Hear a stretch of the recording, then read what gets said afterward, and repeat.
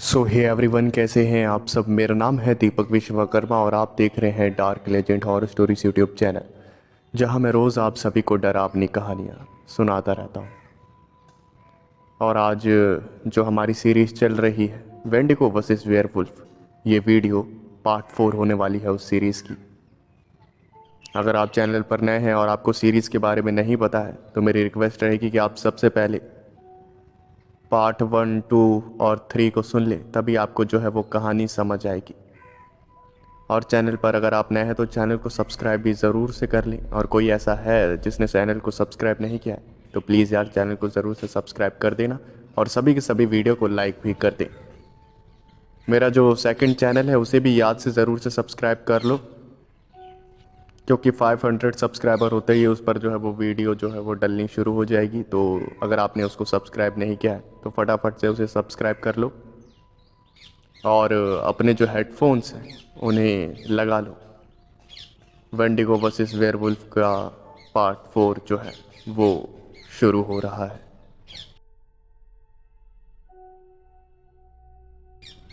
Mary ने जब से वो नज़ारा देखा था तब से वो काफ़ी ज़्यादा डरी हुई थी। उसे समझ नहीं आ रहा था कि आखिर जेम्स के साथ हो क्या रहा है। जेम्स होश में आया और जेम्स ने पूछा, मैरी, आखिर मेरे साथ क्या हो रहा था।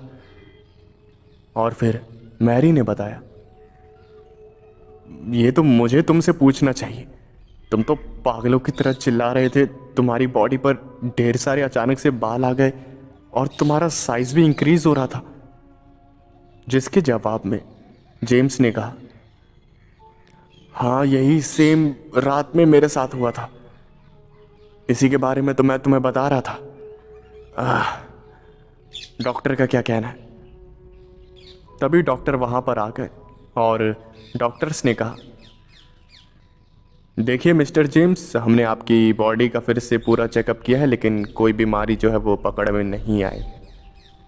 तो आप मेरी बात माने तो कुछ दिन जो है वो हॉस्पिटल में ही रहे, और कुछ भी गड़बड़ होती है तो हम आपको ट्रीटमेंट करेंगे आपका।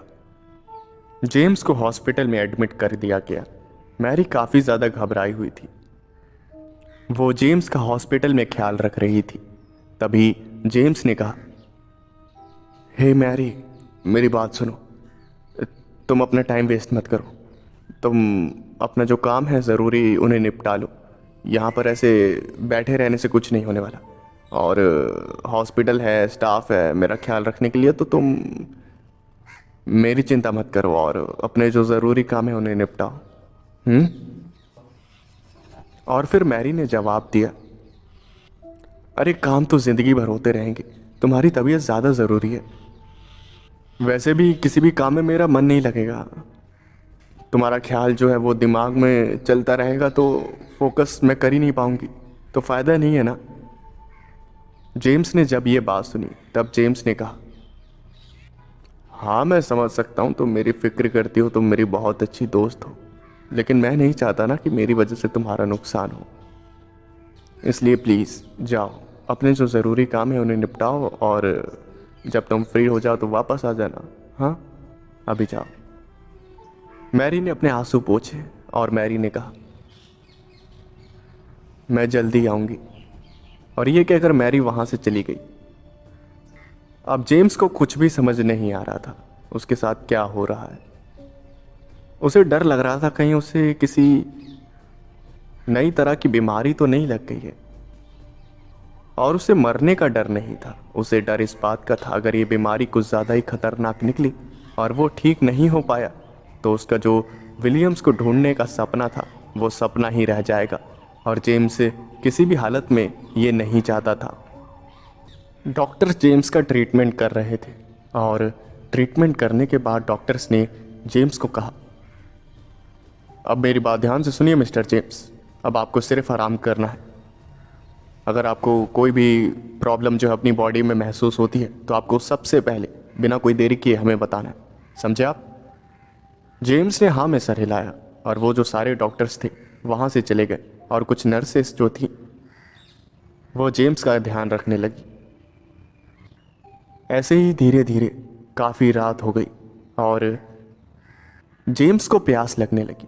उसने नर्स से ये बात कही और नर्स ने पानी का गिलास जेम्स को पिलाया।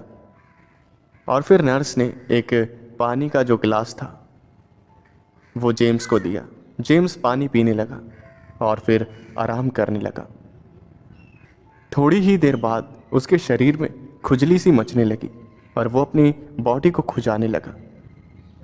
पहले तो उसे लगा कि शायद नॉर्मल जो खुजली होती है बॉडी में वही है, इसलिए वो खुजाते खुजाते टीवी देखने लगा। लेकिन काफ़ी खुजाने के बाद भी जो बॉडी में खुजली थी वो नहीं गई। अगर एक जगह खुजली जो है वो ख़त्म होती, वो उसके बाद दूसरी जगह जो है वो खुजली होने लगती। और फिर जो जेम्स ने देखा, उसे देखकर उसका जो मुंह था वो खुला का खुला रह गया। जहाँ पर भी जेम्स खुजा रहा था वहाँ पर ढेर सारे बाल उग रहे थे और जेम्स के जो हाथ थे वो जानवर के पंजों की तरह बन रहे थे। तभी पास ही मौजूद एक शीशे में जेम्स ने खुद को देखा तो उसे अपनी आंखों पर यकीन नहीं हुआ, क्योंकि जेम्स की जो आंखें थी वो पूरी तरह से लाल थी। जेम्स ने खिड़की के बाहर देखा तो उसे कई कई मीटर दूर तक का भी दिख रहा था, जहां पर नॉर्मल इंसान का देख पाना नामुमकिन होता है। जेम्स वहां पर भी साफ साफ देख पा रहा था। थोड़ी ही देर बाद जेम्स को काफ़ी आवाज़ें सुनाई देने लगी और वो सारी आवाज़ें किसी के बात करने की और किसी के कदमों की थी।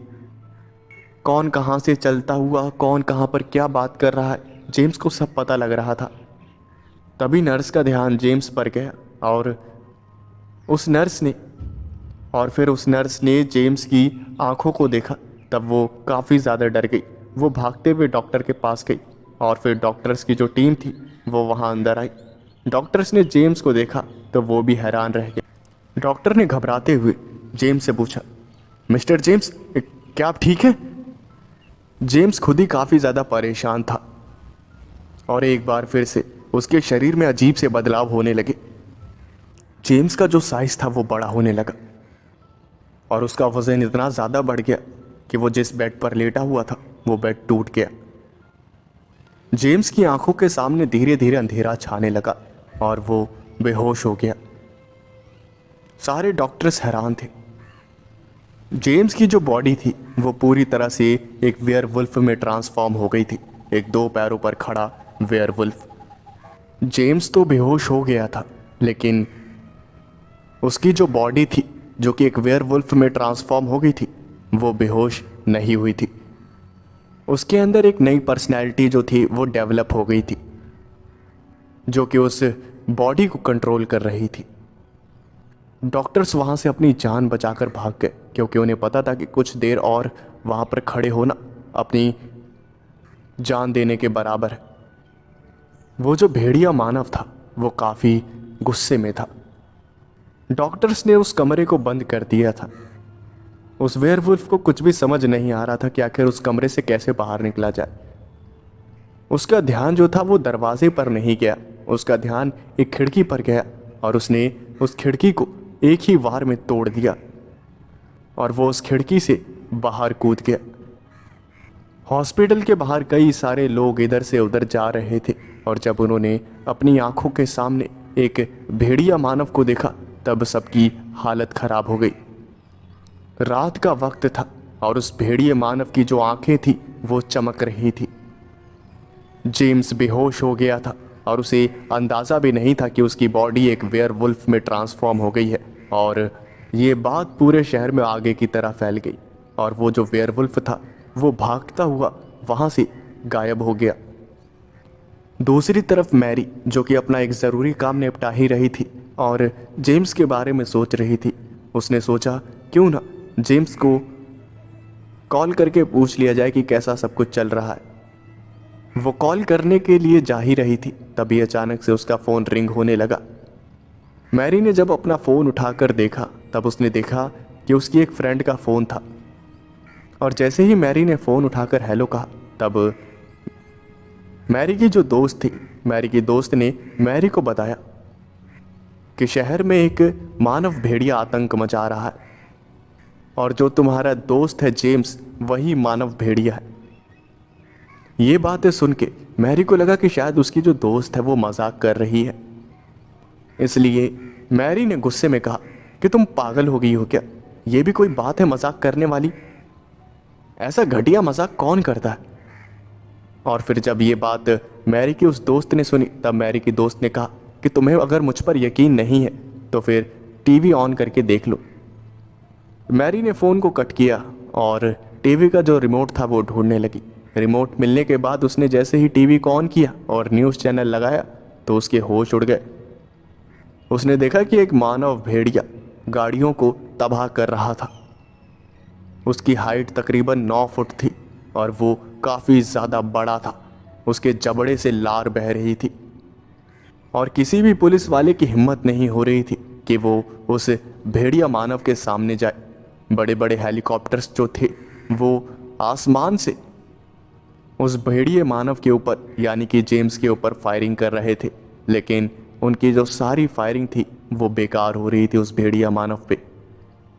एक हेलीकॉप्टर उस भेड़िया मानव के ज़्यादा ही नज़दीक आ गया और जब उस भेड़िया मानव को यानी कि जेम्स को मौका मिला तब उस भेड़िया मानव ने उस हेलीकॉप्टर को ही दबोच लिया और उसे ज़मीन पर खींचने लगा। वो जो हेलीकॉप्टर का पायलट था वो काफ़ी ज़्यादा घबरा गया और उसने अंधाधुंध गोलियां चला दी, लेकिन उन गोलियों का भेड़िया मानव पे कोई असर नहीं हो रहा था और उस भेड़िया मानव ने उस हेलीकॉप्टर को तबाह कर दिया।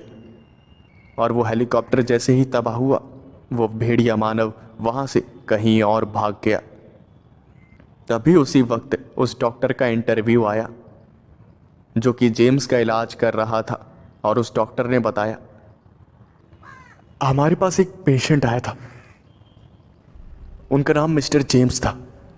उन्हें कुछ प्रॉब्लम हो रही थी अपनी बॉडी में, तो हमने पूरा चेकअप किया, लेकिन पूरा चेकअप करने के बाद भी हमें कोई बीमारी नहीं मिली। इसलिए हमने उनसे कहा कि आप यहाँ पर एडमिट रहिए, आपको कोई भी प्रॉब्लम होगी तो आप तुरंत हमें बताइएगा।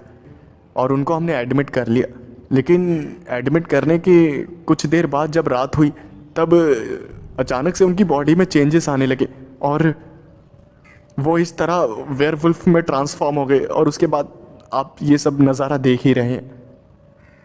ये जो बात थी ये बात आग की तरह फैल गई। जेम्स के जो फैन थे वो काफ़ी ज़्यादा घबरा गए कि आखिर जेम्स को हो क्या गया है। वहीं दूसरी तरफ मिलिट्री उतर गई थी और कई सारे मिलिट्री के हेलीकॉप्टर और सोल्जर्स उस वेयरवुल्फ को यानी कि जेम्स को मारने के लिए आ गए थे। ये सब देखकर मैरी काफ़ी ज़्यादा घबरा गई, लेकिन जेम्स यानी कि वो भेड़िया मानव कहाँ गया इस बात का कोई पता नहीं लगा पा रहा था। वो इतनी फुर्ती में वहाँ से निकला था जिसकी वजह से कोई उसे देख नहीं पाया था। पूरे शहर में वार्निंग जारी कर दी गई कि कोई भी देर रात को अपने घर से बाहर नहीं निकलेगा, क्योंकि हो सकता था वो भेड़िया मानव किसी को अपना शिकार बना ले। मिलिट्री के काफ़ी सोल्जर्स पूरे शहर में पेट्रोलिंग करने लगे। हर कोई अपने घर में छुपा हुआ था। शहर की जो सड़कें थी वो सुनसान हो गई थी और वहीं दूसरी तरफ मैरी काफ़ी ज़्यादा घबराई हुई थी। उसे जेम्स की जो चिंता थी वो खाई जा रही थी। मैरी ने फैसला किया कि वो अकेले ही बाहर निकलेगी और वो जेम्स को ढूंढेगी। मैरी अपने घर से बाहर निकली। मैरी जब घर से निकली तब उसने देखा पूरी जो सड़कें थी वो सुनसान पड़ी हुई थी, लेकिन बिना डरे मैरी सड़कों पर उतर गई और इधर से उधर घूमने लगी और इधर से उधर भटकने लगी। उसे लग रहा था कहीं ना कहीं तो जेम्स उसे मिल ही जाएगा। वहीं दूसरी तरफ जेम्स को सर में काफ़ी ज़्यादा दर्द हो रहा था और वो होश में जब आया तो उसने अपने आसपास का नज़ारा देखा। उसने देखा वो एक जंगल में था और एक पेड़ के नीचे पड़ा हुआ था। उसके शरीर पर एक भी कपड़ा नहीं था। वो बिना कपड़ों के ज़मीन पर लेटा हुआ था। उसके सर में काफ़ी ज़्यादा दर्द हो रहा था। उसे समझ नहीं आ रहा था कि आखिर वो वहाँ पर पहुँचा कैसे। जेम्स जैसे तैसे खड़ा हुआ। उसे समझ नहीं आ रहा था कि आखिर वो कौन से जंगल में आ गया। वो इधर से उधर जाने लगा। अंधेरा होने की वजह से उसे कुछ साफ साफ ज़्यादा दिखाई दे नहीं रहा था, इसलिए वो इधर से उधर बस भटक रहा था। उसके पास कपड़े नहीं थे। वो यही सोच रहा था कि आखिर उसके कपड़े गए कहाँ पर। वहीं पर दूसरी तरफ मैरी भी गली गली इधर उधर भटक रही थी। उसे कुछ समझ ही नहीं आ रहा था कि आखिर जेम्स कहाँ पर होगा। तभी मैरी के दिमाग में आया, एक भेड़िया आखिर कहाँ पर जाकर रहेगा। तो जवाब जो था वो सीधा सा था, जंगल। और जो सबसे पास वाला जंगल था, मैरी उस जंगल की तरफ जाने लगी। उसने सबसे पहले अपनी गाड़ी निकाली और गाड़ी लेकर वो जंगल की तरफ निकल पड़ी। वहीं दूसरी तरफ बिना कपड़ों के जेम्स जंगल में इधर उधर भटक रहा था और रास्ता ढूंढ रहा था कि आखिर वो जंगल से बाहर कैसे निकले। तभी उसे गाड़ी की हॉर्न सुनाई दी और हॉर्न सुनकर वो उस आवाज़ का पीछा करने लगा और वो सीधा मेन रोड पर आ गया। उसने देखा कि वो जो गाड़ी थी वो और किसी की नहीं बल्कि मैरी की ही थी और उसने गाड़ी में मैरी को देख लिया। जेम्स के शरीर में एक भी कपड़ा नहीं था, इसलिए वो एक पेड़ के पीछे छुप गया और उसने मैरी को आवाज़ लगाई, मैरी, मैरी, क्या तुम सुन रही हो? मैं यहां पर हूं। जैसे ही मैरी ने आवाज़ सुनी तब उसने गाड़ी को रोका और वो गाड़ी से उतरकर उस दिशा में देखने लगी जहां से आवाज़ आई थी। और फिर मैरी ने ध्यान से देखा, जेम्स एक पेड़ के पीछे छुपा हुआ था। और फिर मैरी ने कहा, तुम ठीक तो हो ना? तुम्हें कुछ हुआ तो नहीं? और पेड़ के पीछे क्यों छुपे हो? चलो मैं तुम्हें घर ले चलती हूं। जेम्स को समझ नहीं आ रहा था कि आखिर वो किस मुंह से कहे कि उसने कपड़े नहीं पहने हुए हैं। और बार बार मैरी कह रही थी, अरे बाहर निकलो, टाइम क्यों वेस्ट कर रही हो? कोई जंगली जानवर आ जाएगा तो दिक्कत हो जाएगी। लेकिन जेम्स बाहर निकल ही नहीं रहा था। और फिर मैरी जेम्स के पास गई और उसने जेम्स का हाथ पकड़ा और उसे खींचने लगी। और तभी जेम्स ने कहा, अरे बेवकूफ, मैंने कपड़े नहीं पहने। और जब मैरी का ध्यान गया तो उसने जेम्स की पूरी बॉडी देख ली और उसकी जो निगाहें थी वो वहीं पर टिक गई। और जब जेम्स ने मैरी को ऐसे देखते हुए देखा तब जेम्स ने कहा, अरे बेशरम, पागल हो गई है क्या? क्या देख रही है? चल दूर हो। और ये कहकर वो फिर से पेड़ के पीछे छुप गया और मैरी की जो नजरें थी वो हटी नहीं रही थी। फिर जेम्स ने चिल्लाया, अरे पागल, तू दिमाग है क्या तेरे अंदर कि नहीं है? शर्म नहीं आती? और फिर मैरी ने कहा, अरे हाँ सॉरी सॉरी। मैरी को भी समझ नहीं आ रहा था कि आखिर वो क्या करे। वो अपनी गाड़ी में गई और वहाँ एक कपड़ा पड़ा हुआ था। मैरी ने वो कपड़ा उठाया और जेम्स को दिया। जेम्स वो कपड़ा लपेट कर बाहर आया और गाड़ी में बैठ गया। मैरी भी गाड़ी में बैठ गई और ड्राइविंग सीट पर बैठकर उसने गाड़ी को स्टार्ट किया और वहाँ से वो दोनों निकल गए। मैरी बार बार जेम्स को देखकर मुस्कुरा रही थी और ये बात जेम्स को काफ़ी ज़्यादा अजीब लग रही थी। और जेम्स ने कहा, अरे क्या दांत चियार रही है, हैं? दिमाग विमाग है कि नहीं है? और फिर मैरी ने मुस्कुराते हुए जेम्स से कहा, नहीं, बॉडी तुम्हारी मस्त है, कुछ भी कहो।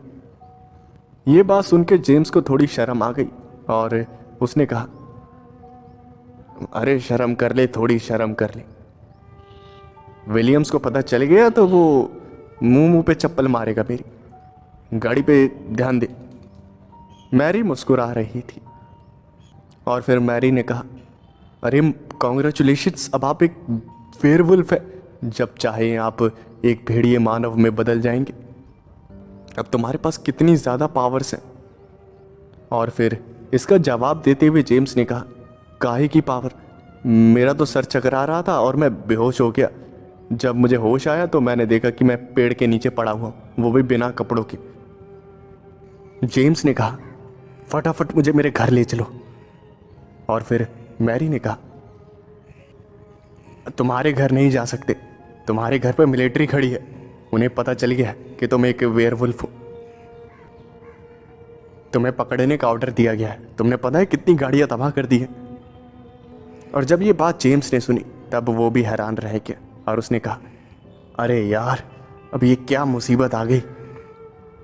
मैरी ने एक दुकान के बाहर गाड़ी को खड़ा किया और उसने जेम्स से कहा, सुनो मेरी बात, यहीं छुप जाओ अंदर, कोई तुम्हें देख ना पाए। हाँ, ये कहकर मैरी गाड़ी से निकल गई और उस दुकान में चली गई।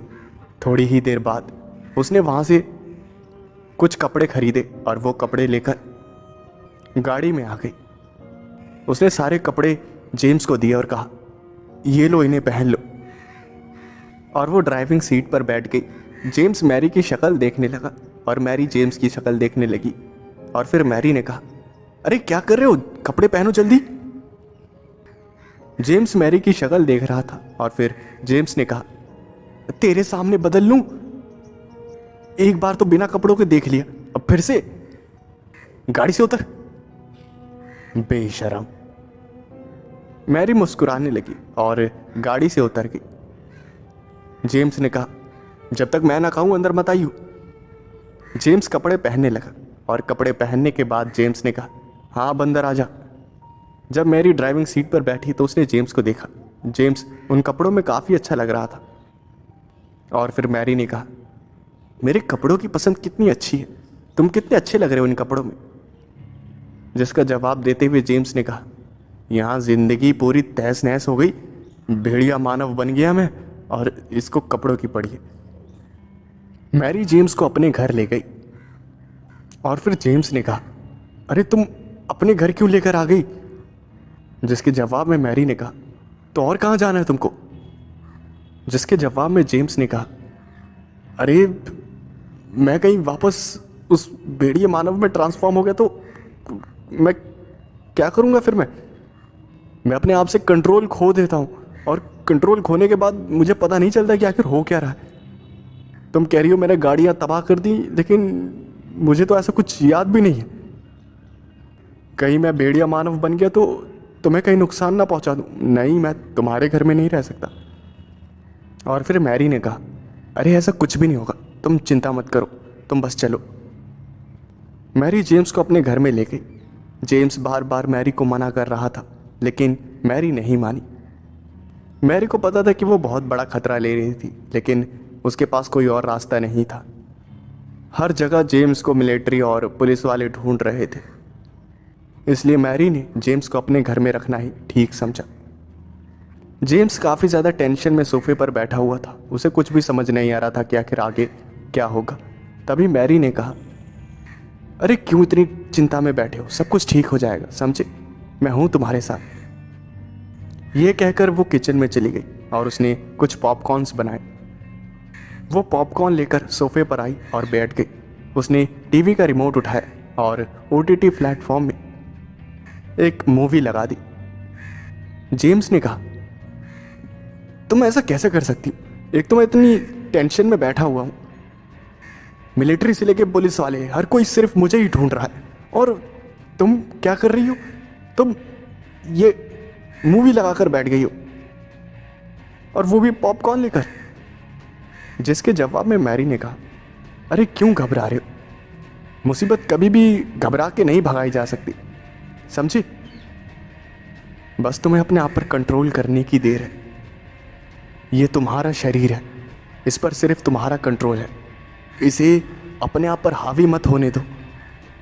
तुम्हें खुश होना चाहिए, तुम्हारे पास अब शक्तियाँ हैं जिन्हें तुम कंट्रोल कर सकते हो। बस तुम्हें थोड़े ध्यान की ज़रूरत है, और सबसे पहले अपने दिमाग को ठंडा करो। ये लो पॉपकॉर्न खाओ। जिसके जवाब में जेम्स ने कहा, मुझे कोई पॉपकॉर्न नहीं खाना, मुझे नहीं देखनी मूवी। जेम्स मुंह फुलाकर बैठ गया, लेकिन वो थोड़ा थोड़ा मूवी को भी देख रहा था। और जैसे जैसे मूवी आगे बढ़ी, तभी जेम्स ने रिमोट जो था वो छीन लिया। और उसके बाद जेम्स ने कहा, तुम्हारे घर में हेडफोन्स है? जिसके जवाब में मैरी ने कहा, हेडफोन्स? हाँ, हेडफोन्स तो है मेरे पास। रुको मैं देखती हूँ, मैं गाने सुन रही थी लास्ट टाइम, ड्रॉर में होंगे। मैरी ड्रॉर के पास गई और उसने ड्रॉर को खोला और उसमें से हेडफोन्स निकाले। मैरी के पास 2 हेडफोन्स थे। उसने एक हेडफोन जेम्स को दे दिया और एक खुद के पास रख लिया। मैरी ने जेम्स से पूछा, अरे तुम करने क्या वाले हो? जिसके जवाब में जेम्स ने कहा, मुझे नींद नहीं आ रही, मुझे सोना है और मुझे डरावनी कहानियाँ सुनने का बहुत शौक है, तो मैं रोज़ रात को डरावनी कहानियाँ सुनता हूँ। जब ये बात मैरी ने सुनी तब मैरी ने कहा, डरावनी कहानियाँ इंटरेस्टिंग, लेकिन मैंने भी कुछ कहानियाँ सुनी हैं, लेकिन वहाँ सिर्फ बेहुदा कहानियाँ ही सुनाते हैं। जैसे मेरे दादाजी जा रहे थे और उन्हें ऐसा लगा कि उनकी साइकिल के पीछे कोई बैठा है, लेकिन वहाँ कोई था नहीं, ऐसी कहानी है। और फिर जेम्स ने हंसते हुए कहा, तो शायद तुमने कभी डार्क लेजेंड की कहानियाँ नहीं सुनी। और फिर मैरी ने कहा, डार्क लेजेंड, ये कौन है? और फिर जेम्स ने उन हेडफोन्स को पहन लिया और मैरी को भी हेडफोन्स पहना दिए, और उसने जो वीडियोस थी डार्क लेजेंड की वो प्ले कर दी। वो दोनों कहानियाँ सुनने लगे। कहानियाँ सुनते सुनते उन दोनों को नींद आ गई और वो सो गए। सुबह सुबह जब जेम्स की आंखें खुली तब उसने देखा कि वो सोफे पर ही पड़ा हुआ है और मैरी भी वहीं सोफे पर पड़ी हुई थी। जेम्स ने मैरी को उठाया और कहा, सुबह हो गई है।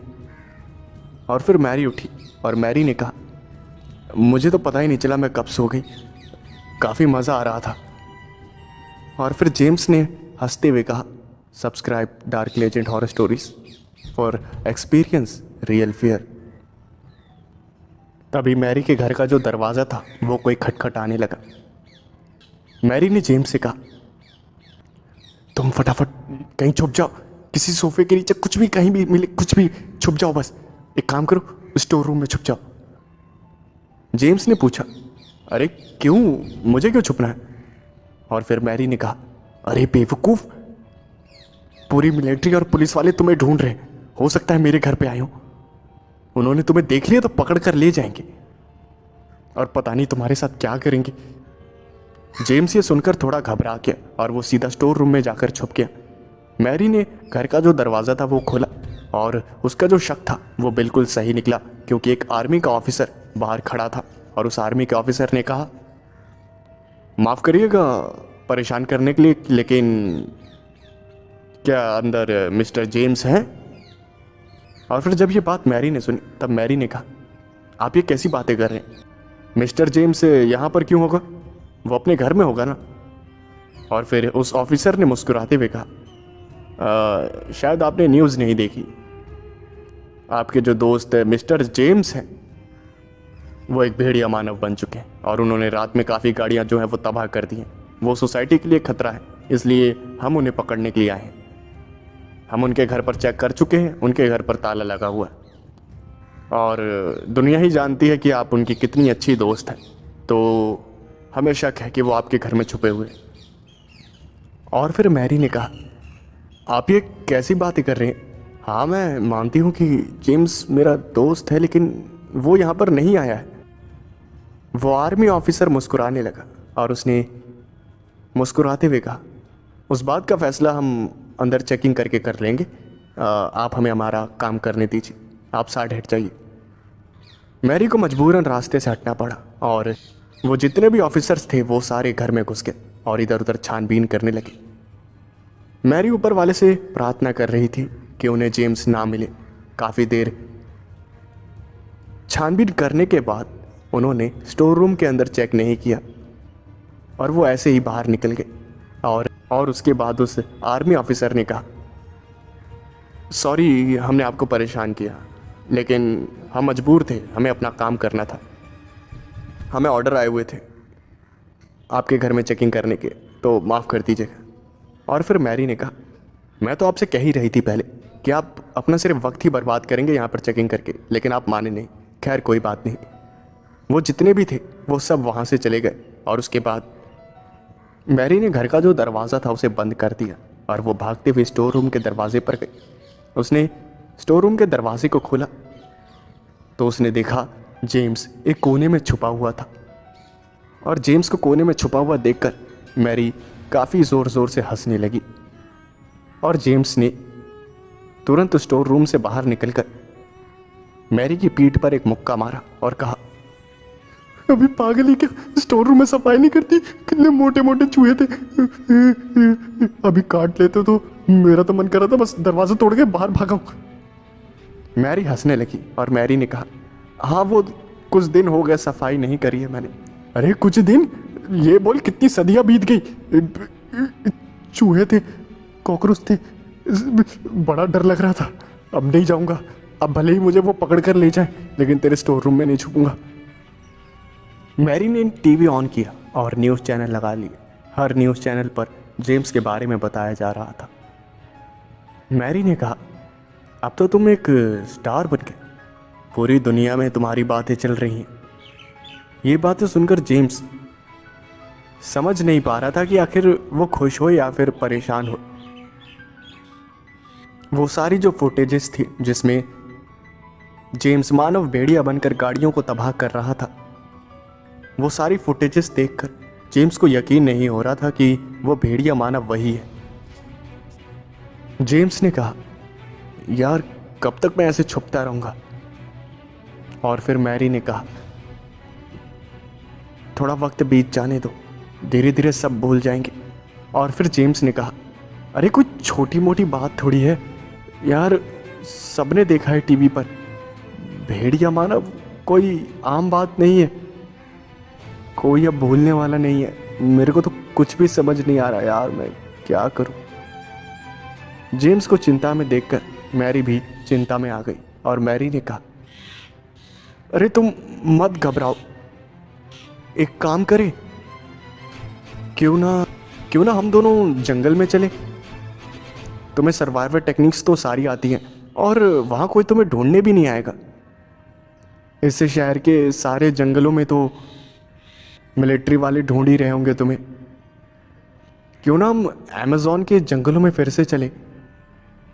और फिर जेम्स ने कहा, तुम सही कह रही हो, मुझे लगता है वहाँ हमें वापस जाना चाहिए, लेकिन वो जो मानव भेड़िया है वहाँ पर, वो हमारा बहुत बड़ा दुश्मन बन चुका और उसने हमें फिर से देखा तो वो इस बार आर्या पार की लड़ाई लड़ेगा।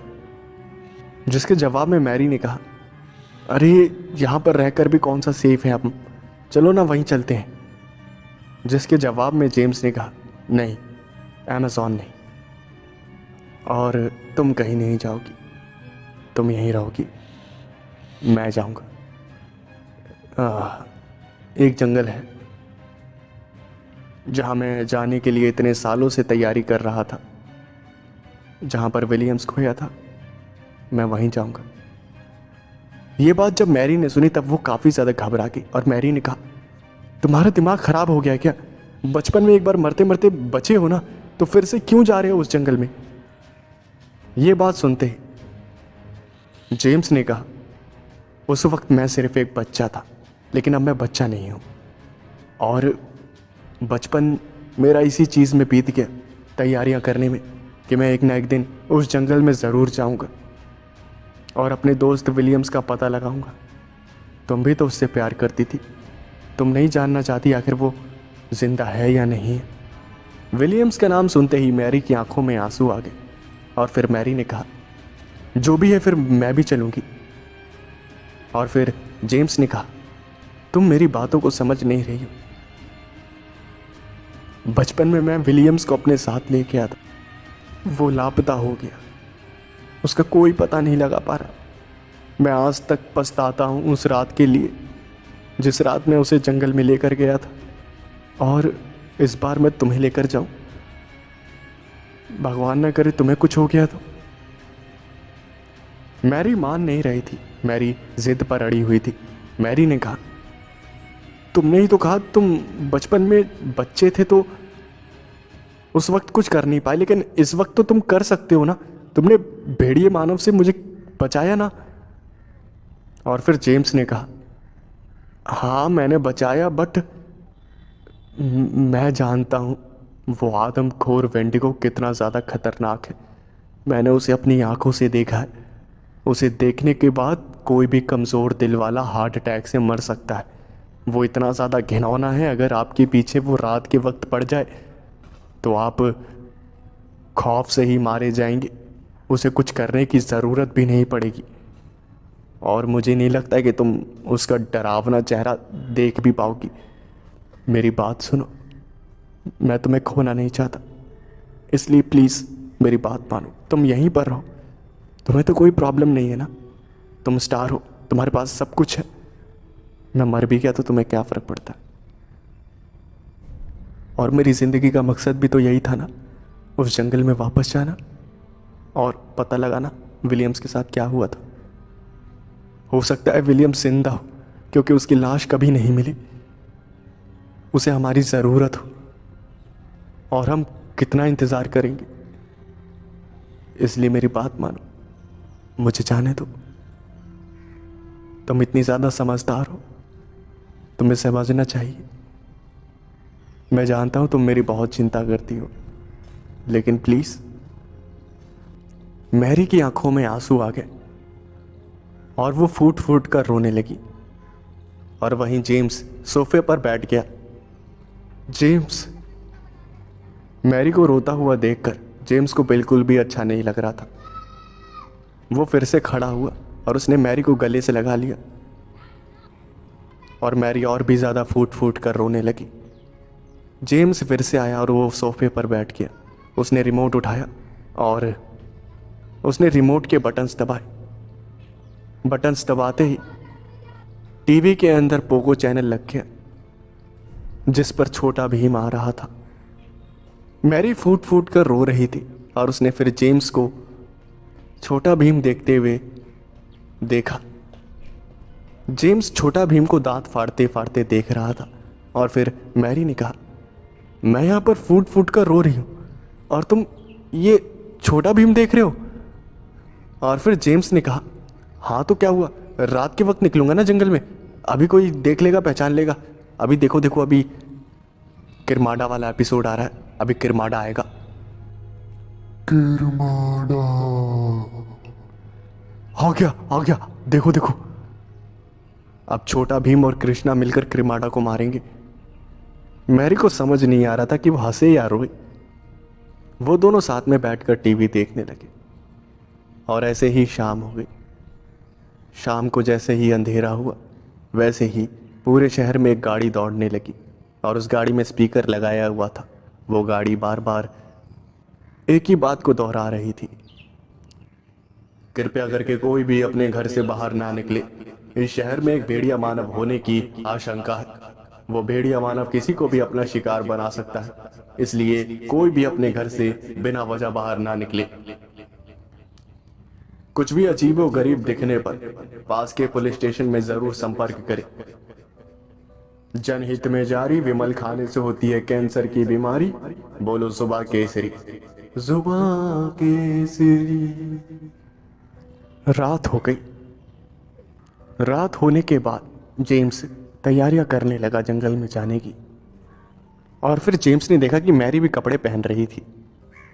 जेम्स ने जवाब दिया, अरे तुम रेडी क्यों हो रही हो, घर के कपड़े पहने रहो। जिसके जवाब में मैरी ने कहा, मेरी बात सुनो, मैं भी तुम्हारे साथ चलूंगी, मर जाऊंगी कोई बात नहीं, लेकिन तुम्हारे साथ चलना। और फिर जेम्स ने जवाब दिया, अरे यार क्यों निब्बियों वाली हरकतें कर रही हो मेरी दोस्त, और निब्बियों वाली पूरी हरकतें। मैं तुम्हें कह रहा हूं ना, हाँ प्यार से कह रहा हूं, मत चलो मेरे साथ, खतरा है वहां पर, प्लीज यहीं पर रहो। मैं नहीं चाहता तुम्हें खरोच भी आए, इसलिए यहीं पर रहो। मैं चलता हूं। जेम्स रेडी होकर घर से जा रहा था। वहीं दूसरी तरफ मैरी का रो रो कर बुरा हाल था। जेम्स वहां से चला गया। मैरी का रो रो कर बुरा हाल हो गया था और जेम्स वहां से चला गया था।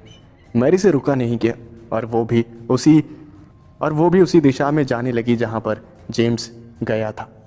थोड़ी ही आगे जाकर उसने देखा जेम्स एक जगह पर खड़ा था और एक बर्गर के स्टॉल पर बर्गर खा रहा था। वहीं दूसरी तरफ जेम्स ने जब मैरी को देखा तब वो देखता ही रह गया। मैरी की आंखों से जो आंसू निकल रहे थे वो सूखे भी नहीं थे और जेम्स वहां पर बर्गर खा रहा था। मैरी जेम्स के पास आई और मैरी ने कहा, यहाँ मेरा रो रो कर बुरा हाल हो गया और तुम यहाँ पर बर्गर खा रहे हो। जिसके जवाब में जेम्स ने कहा, हाँ वो थोड़ा सा खा रहा था। अब जंगल में खाने को नहीं मिलता ना, जंगल में जाता पता नहीं कब मिलता कब नहीं मिलता, तो मैं खा लेता हूँ। वैसे कोई बात नहीं है, तुम आ क्यों गई वैसे। मैरी ने फिर जिद पकड़ ली कि वो भी जेम्स के साथ जंगल में चलेगी और मजबूरन आखिरकार जेम्स को हाँ करनी पड़ी। जेम्स को कोई पहचान ना ले इसलिए उसने अपना मुंह जो था वो ढका हुआ था। उसके बाद वो दोनों उस शहर के सबसे खतरनाक जंगल की तरफ निकल पड़े। कई सालों बाद एक बार फिर से जेम्स ने उस जंगल का चेहरा देखा था और जैसे ही वो उस जंगल के बाहर आया तो उसकी जो यादें थीं, जो उसकी ज़ख्में थे, वो वापस ताज़े हो गए। उस जंगल को देखकर जेम्स को विलियम्स का चेहरा याद आ रहा था और वो खौफनाक रात याद आ रही थी जिस रात विलियम्स लापता हो गया था। मैरी ने जेम्स को देखा तो जेम्स की आंखों में आंसू थे। उसके बाद मैरी ने जंगल को देखा। जंगल काफ़ी ज़्यादा डरावना और भयानक था। उसे यकीन ही नहीं हो रहा था कि जेम्स बचपन में विलियम्स के साथ इतने खतरनाक जंगल के अंदर जा भी सकता है। अंधेरा हो चुका था और जेम्स ने मैरी से एक बार फिर कहा, मैरी देखो, अब तुम चली जाओ, अब यहाँ से मैं अकेला चला जाऊँगा, तुम अब मत आओ मेरे साथ, हो सकता है अंदर कुछ हो जाए, प्लीज़ मेरी बात मानो। मैरी ने कहा, नहीं मैं नहीं जाऊँगी। और फिर मजबूरन जेम्स मैरी को लेकर उस जंगल के अंदर चला गया। अंदर वही भयानक नज़ारा था जितना भयानक कई सालों पहले जेम्स ने बचपन में देखा था। पुरानी जो यादें थीं वो जेम्स के दिमाग में एकदम पिक्चर की तरह चल रही थी। काफ़ी अंदर जाने के बाद तभी मैरी के पाँव के नीचे कुछ आ गया और फिर मैरी ने कहा, ये क्या आ गया पैर के नीचे। और फिर जेम्स ने जब मैरी के पैर के नीचे देखा तो उसे कुछ मिला और वो देखकर जेम्स काफ़ी ज़्यादा इमोशनल हो गया क्योंकि मैरी के पैर के नीचे वही कंपास आया था जो कई सालों पहले जेम्स के हाथों उस जंगल में खो गया था, जिसकी वजह से विलियम्स और जेम्स खो गए थे। उस कंपास को देखकर जेम्स फूट फूट कर रोने लगा। मैरी को कुछ भी समझ नहीं आया कि आखिर जेम्स रो क्यों रहा है। और फिर जेम्स ने जब बताया उस कंपास के बारे में तो मैरी भी काफ़ी ज़्यादा इमोशनल हो गई। वो दोनों जंगल में आगे बढ़ने लगे। तभी उन्हें वहाँ पर एक आवाज़ सुनाई दी।